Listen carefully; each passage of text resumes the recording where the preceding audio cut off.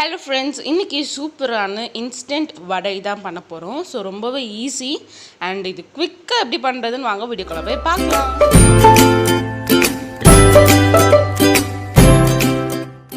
So இந்த வடை பேர் வந்து பார்த்தீங்கன்னா இன்ஸ்டன்ட் வடை, பட் இது வந்து பொட்டுக்கடலை வடை தான். ஸோ பொட்டுக்கடலை வச்சு ஈஸியாக குவிக்காக எப்படி செய்கிறது தான் பார்க்க போகிறோம். ஸோ கேரட் எடுத்திருக்கேன். இப்போ கேரட்டில் வந்து பார்த்தீங்கன்னா கொஞ்சம் வெங்காயம், பச்சை மிளகாய், கருவேப்பிலை போட்டிருக்கேன். ஸோ கேரட் வந்து ஒரு 3 மீடியம் சைஸ் கேரட் எடுத்திருக்கேன். துருவி வச்சுக்கோங்க. உப்பு போட்டாச்சு. ஸோ பொட்டுக்கடலை வந்து பார்த்தீங்கன்னா ஒரு கப் எடுத்திருக்கேன். ஸோ அது வந்து நல்லா ஃபைன் பவுடராக அரைச்சிட்டு இந்த மிக்ஸோடு நம்ம சேர்ந்து நல்லா டைட்டாக பிசைஞ்சிக்கோங்க.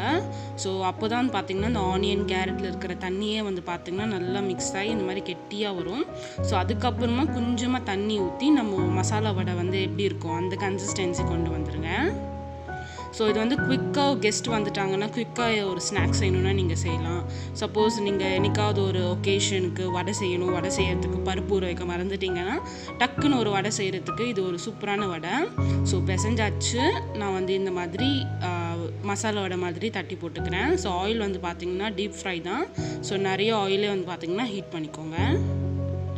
ஸோ இந்த மாதிரி ஃபர்ஸ்ட் உருண்டை பண்ணிவிட்டு ஸோ மசாலாவோட கன்சிஸ்டன்சி தான். ஸோ அந்த மாதிரி கம்மியாக தண்ணி ஊற்றி பிசைஞ்சிக்கோங்க.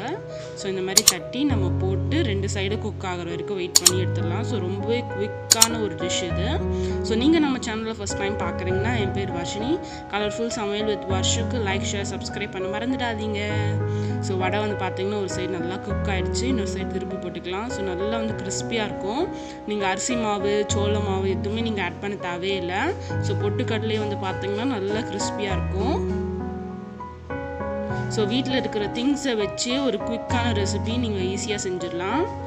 So immediate snack. ஸோ ஈஸியாக, அதுவும் காரம் கம்மியாக, ரொம்பவே கிட்ஸ்க்கெலாம் ரொம்பவே பிடிச்ச ஒரு டிஷ் இது. ஸோ பச்சை மிளகா வந்து பார்த்திங்கன்னா சும்மா ஒரு பெரிய மிளகா ஒரு சைஸ் தான் போட்டிருக்கேன். ஸோ 2-3லாம் போட்டுறாதீங்க, காரம் ரொம்ப ஆகிடும். ஸோ இந்த வடை வந்து லைட்டாக ஒரு ஸ்வீட்னஸோட லைட்டாக ஒரு அந்த ஆனியனோட ஃப்ளேவரில் ரொம்ப நல்லாயிருக்கும். ஸோ கேரட்லேயும் வந்து பார்த்திங்கன்னா ஸ்வீட்னஸ் இருக்கும். ஸோ நீங்கள் கேரட், பீட்ரூட், இன்னும் நிறைய வெஜிடபிள்ஸ் கூட நீங்கள் இது கூட போட்டு செய்யலாம். ஈவன் கோஸ் கூட இதில் போட்டு செய்யுங்க, ரொம்ப நல்லாயிருக்கும். ஸோ வடை வந்து பார்த்திங்கன்னா ரெடி ஆகிடுச்சு. இப்போ நம்ம வந்து ஒரு பவுலில் சர்வ் பண்ணிக்கலாம். ஸோ அவ்வளோதான் ஃப்ரெண்ட்ஸ், சூப்பரான ஈஸியான இன்ஸ்டன்ட் பொட்டுக்கடலை வடை. ஸோ குவிக்காக நம்ம செஞ்சு முடிச்சிடறோம். நீங்களும் இந்த ரெசிபியை ட்ரை பண்ணி பார்த்துட்டு உங்களுடைய ஃபீட்பேக்கை கமெண்ட்டில் சொல்ல மறந்துடாதீங்க. நெக்ஸ்ட் ஒரு சூப்பரான ஈஸியான ரெசிபியோடு உங்களை வந்து நான் பார்க்குறேன். பாய்.